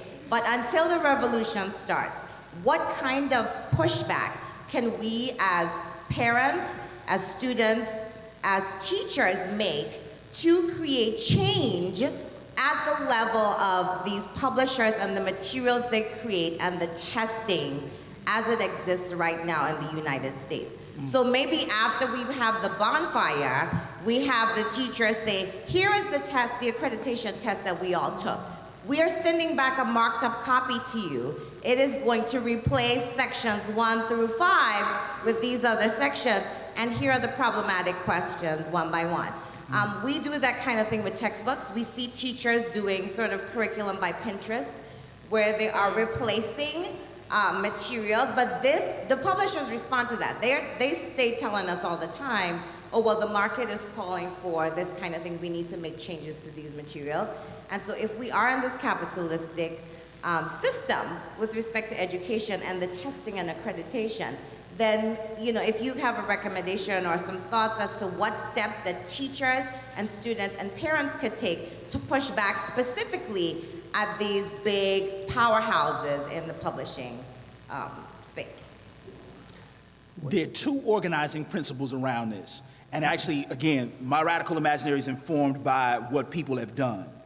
So in 2 counties not too far from Dade and Broward in Florida, they're neighboring counties to Dade and Broward, the entire district opted out, right? So when I say opt out, they mean they opted out of standardized testing.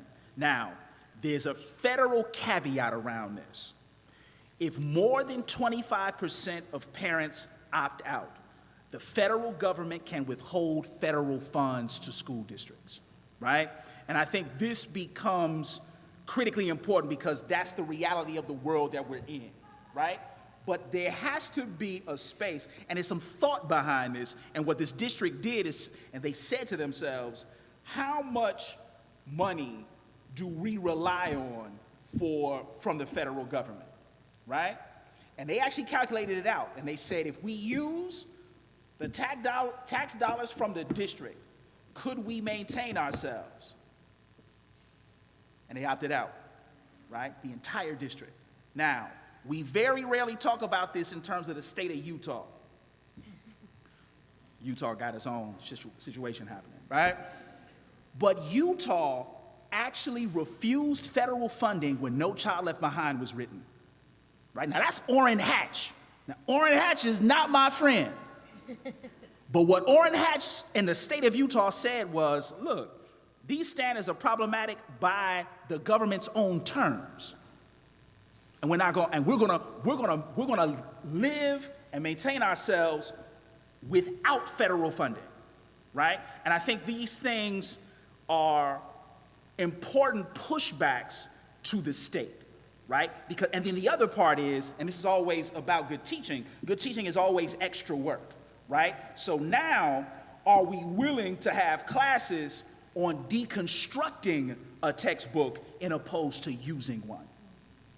Right? We very rarely, it's always about, that's why PDs are so shitty, right? You go to and PDs are professional developments, right? So in schools, you go to the PD, 80% of the thing in the PD has killed 80% of your brain cells, and you have committed to never do, and only thing you say in the PD is, that shit's never gonna work. Right? So now, if we think about this, what does it now mean to assess need and say, okay, what do folks need? Right? And if now, based on what folks need, if we don't have that, then let's get somebody else who does. And if there's problems with our thing, then how do we reconstruct it? Now, the business model says once you deconstruct it, you create it again and sell it again. That's not it. You have to, every school is site specific. There's no such thing as a kid is a kid is a kid is a kid is a kid. So now we have to be willing to engage site-specific solutions based to site-specific issues, which is antithetical to a business model that says, drop one thing on a group of folks, and if you don't fit in, you get excluded. Erica.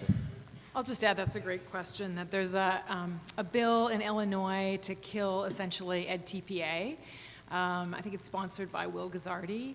And I know I saw Jen Johnson somewhere in the back, and thinking about the role of collectives, whether they're teachers' unions or professional organizations, to really act as collective entities to try to push back on this corporate structure. But I think that often those are some of the weakest tools we have, and so I'll just shift over and think, you know, I shop at Whole Paycheck, which is owned by Amazon, right? And I think that these same gargantuan corporations that are shaping our schools are also shaping our everyday lives, and we've naturalized some of those practices, whether it's, you know, what does Amazon know about me more than probably my mother right now, right?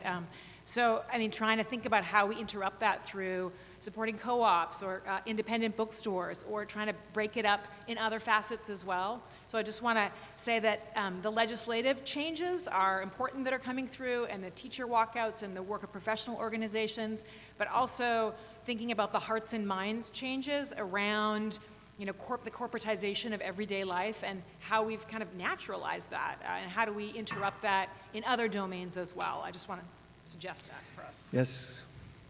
Hey, it's Jen Johnson. What up, Jen? Yay!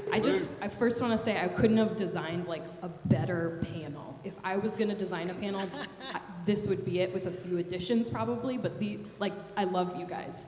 My question is short. How do you radically reimagine school leadership? Ooh, buddy. So one thing is that so how can I answer this in a compact way? Jen, your question is so good and deceptively simple.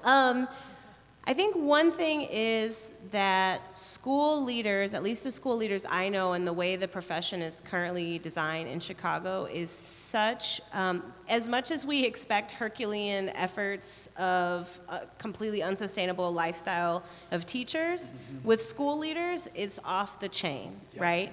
My principal used to park her car on a different street because she would come into work on Sundays, and she knew that parents and kids would see her car in the parking lot and come, right? And like, she was working 7 days a week. I've known principals who wake up at 3 o'clock in the morning, 3:30 in the morning. Some of them are in this room, and it is an obscene thing to ask. And the thing about being a principal is you have all the same issues in terms of workplace conditions as teachers, and you have to go face these wacky people asking you to do some bonkers thing they just thought of yesterday, and if you don't, you're the one who has to stand there in a meeting and look at a chart with some graphs, right, about why you did a bad job. And that is not a sustainable workplace. And part of why we allow those kinds of workplace conditions is because of the historical feminization of education as a profession. We think of these as extensive caretaking professions. We don't think of this as intellectual work. We don't think of it as hard, rigorous, meaningful work. And therefore, we expect completely impossible things of school leaders. So I think one thing is just like on a practical level, what kind of staffing and support and structure do folks need to do their jobs well, besides just the clerk, who also is like a magical being, right? And that if we want to learn something, we always try to learn the wrong stuff from businesses and capitalism, right? If we want to learn one thing from those folks divide labor. And so if you're the president of a multinational corporation, you don't have to worry about making sure that if somebody threw up, that it's getting cleaned up off the floor, and making sure that the food is going to be ready in time, right? There's all these little things that we don't allow principals to actually be leaders. So I think that's one thing, is like just building in infrastructure to make the job more feasible and more sustainable. And then I could obviously go on, but I want to turn over to other people. The only other thing I'll say is allowing principals space and time to grow intellectually and morally in a way that is also accountable to communities. And so I think a lot of what we've been discussing today kind of comes down to this question of accountability. When the first question was posed, how do you remain accountable, right? You have to have a checklist of people that you know you're going to be checking in with all the time. If Bernadine calls me and says I did something bad, I take that very seriously, right? I have a very short list of people, and I keep it short because I take it seriously. I have a short list of people that I'm constantly checking and constantly speaking to, right? And how do we enable principals to do that? Not only with the people, you know, at 42 West Madison that they have to go sit in a meeting with, but with the people around them, and allow them space to intellectually learn about new things, to sit down with somebody and say, I just read this Bell Hooks book and it changed the way I thought about this thing, and this is how can I creatively implement that? And we allow people in other kinds of educational spaces room to do that, and we don't allow school leaders room to do that. You know, I'd like to point out that Jen is one of the great leaders in Chicago schools, and the thing that we've been witnessing from West Virginia to Los Angeles to Oakland really was born in Chicago. And what happened in Chicago a few years ago is that we saw a social movement rise up to save public education, performing as a labor struggle. It was a labor struggle, but it was a social movement at a much deeper level. So my hat's off to Jen and to her colleagues for really sparking something nationwide. One of the themes we've been talking about is everything is connected. And I want to answer Jen's question this way. Eve mentioned the feminization of teaching. I think the proletarianization of teaching is another thing we have to point to. The turning of teaching into something that's a transactional, labor kind of thing. And one of the brilliant things about the current CTU activity and leadership is they reject that. They say, we're not fighting for this or this little narrow thing. We're fighting for the soul of public education. That's what we're fighting for. So when I think of the job of a teacher, the first intellectual challenge of being a teacher is to see your students as three-dimensional creatures just like yourself, with hopes and dreams and experiences and aspirations and bodies and minds and souls that have to be taken into account. So if the teacher's job is to become a student of her students, the principal's job is to become a student of the community and of the teachers. It seems to me such a simple thing to say. It's deeply complicated. But if you turn the idea over and say you're not a middle manager trying to manage people, you don't need to go to management school. You need to unlock your vision of who's in front of you, and you have to make an assumption that there's wisdom in the room, and your job is to unlock that wisdom, not to preach and manage and push and incentivize. It's to unlock the wisdom in the room and to run with it. We have time for one more. Come up here. Oh, you've got one. Okay. And then one more after that. Okay. So we've had a lot of discussion. Thank you. I love the permission to imagine something new and different and forward-thinking. And I'm wondering, in that vein, we've talked about adults and teachers and parents and families and school leaders, but the young people themselves, and what is a radical reimagining of how young people run their own education and how schools look and learning institutions look, where we honor what young people are bringing to the table as well. Who wants to take that? Well, there's a super quick one. When we talk about evaluation, what would it mean to have young people evaluate our units and instruction, right? And actually use that as the lever for improvement, right? And not in this hokey way, right? But to say now, and I got this from a group of teachers in California. They would have their students evaluate each unit. At the end of the year, the students created a unit that would be taught to the class coming behind them, right? And it was this thing around it, and I got this from a guy named Lawrence Tan. And Lawrence's thing was, look, we have to trust folks. I gotta trust young folks with the capacity to change their conditions. If I trust their capacity to change their conditions, I'm going to talk about the things that are connected to their lives, right? And he actually, so he had his fourth graders going through rubrics. He had goals and objectives. Then he had them write it down. He said, and it was hilarious. He said, now let's look at what the state says you all should do. And fourth graders look at it and they go, come on, what does it have to do to anything? And then they said, because they knew LT was a union member and activist, they said, Mr. Tan, we need to go to that meeting that you go to on weekends and tell folks about this, right? And then he said, what meeting you talking about? He was like, you know, the meetings where y'all all wear the same colored t-shirts. Right? And so they were talking about it. So he said, oh, the union meeting. They were like, yeah. So he takes them to the union meeting, and they explain to the UTLA, this is the United Teachers of LA, which currently just went through a strike. They explained to them that, look, this is what's happening in our classrooms, and now if the state is asking this of us, we need you all to fight back. We're gonna fight, but we need you all to join us in the fight, right? Now that's fourth graders.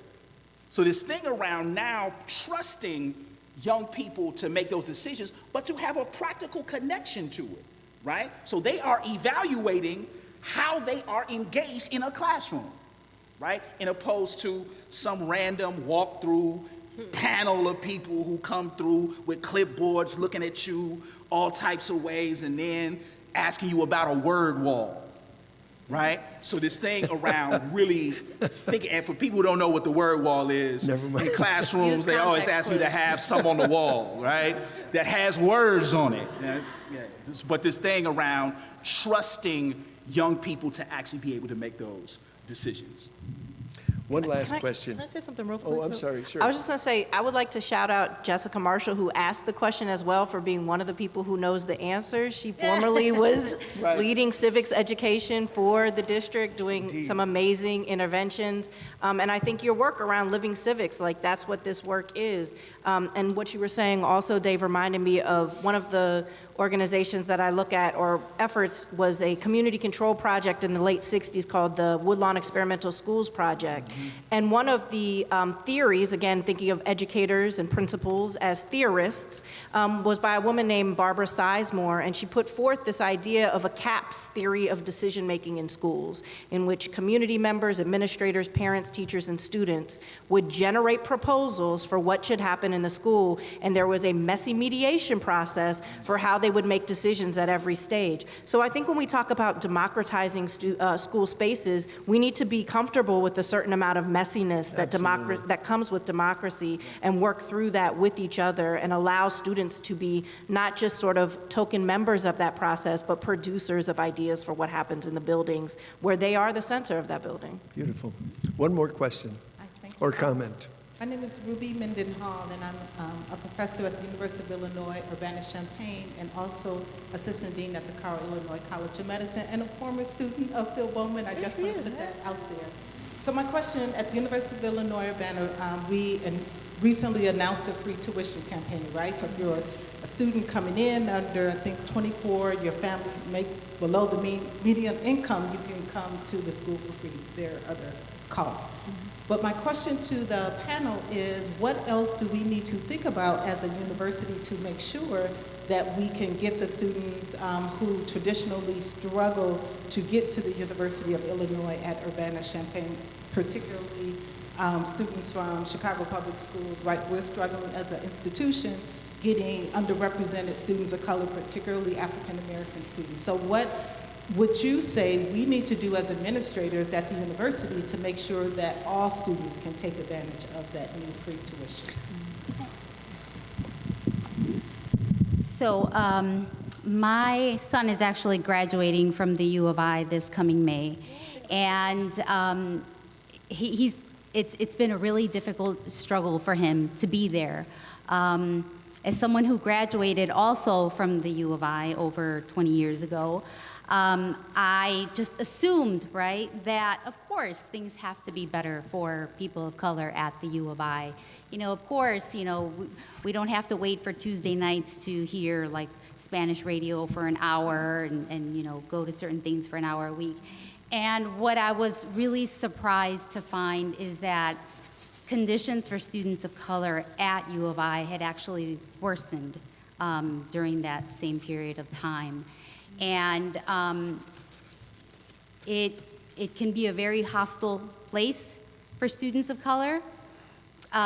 It has been very difficult, I think, to create community, because at the time that, again, I attended 20 years ago, there was a whole movement, right, to create Latino studies. There were coalition buildings. So I went into a community that really had a lot of consciousness raising that they were doing, and I was brought into that, and that is how I developed my own consciousness, and that is not there anymore.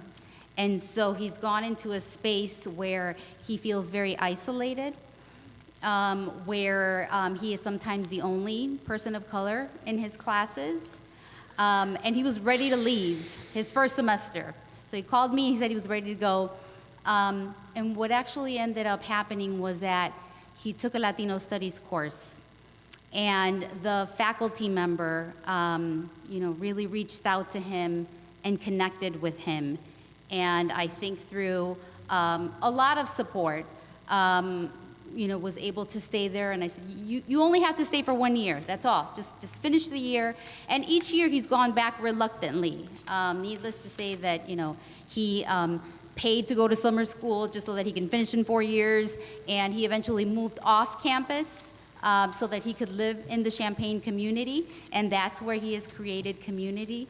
But I'd say that it's become a very hostile place for students of color, and that it's not just an issue of money, but it's what happens to them there and what kind of supports do they have in place to really help them feel connected to the university.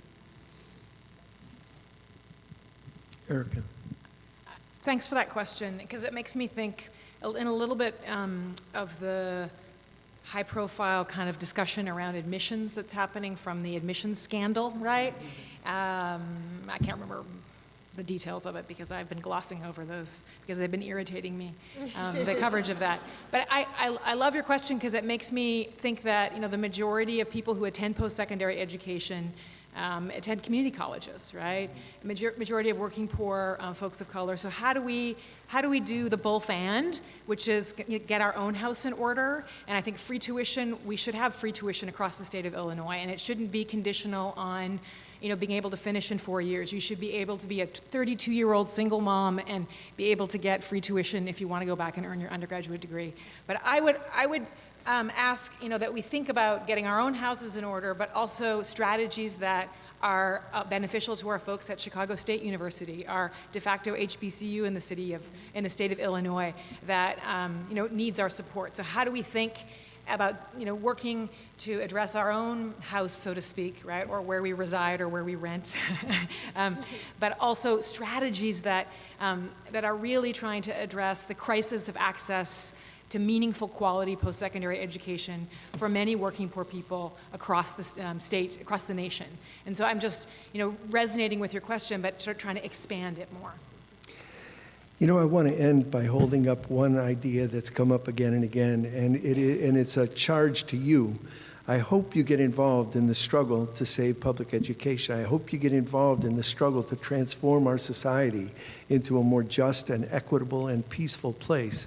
There's something that came up again and again about the exhilaration of trying together, arm in arm, shoulder to shoulder, heart to heart, to overcome injustice, trying together to make the world a better place, and suffering together and learning together and then trying again. One of the things that I urge you all to vote on April 2nd, and then I urge you Vote now, vote today, early voting. You can vote right now. And then I urge you to get up the next day and get down with the real work of building the kinds of social movements that will transform society. No change ever came because of a change of heart in the powerful or a change of mind. It always comes from fire from below. And it's fire from below that we have access to. We don't have access to the White House and the Pentagon and the mayor's office, but we do have access to the community, the school, the classroom, the house of worship, and the workplace. Go there, get involved, rise up, and join hands. And thank you all for being here, and especially thank you for being your brilliance.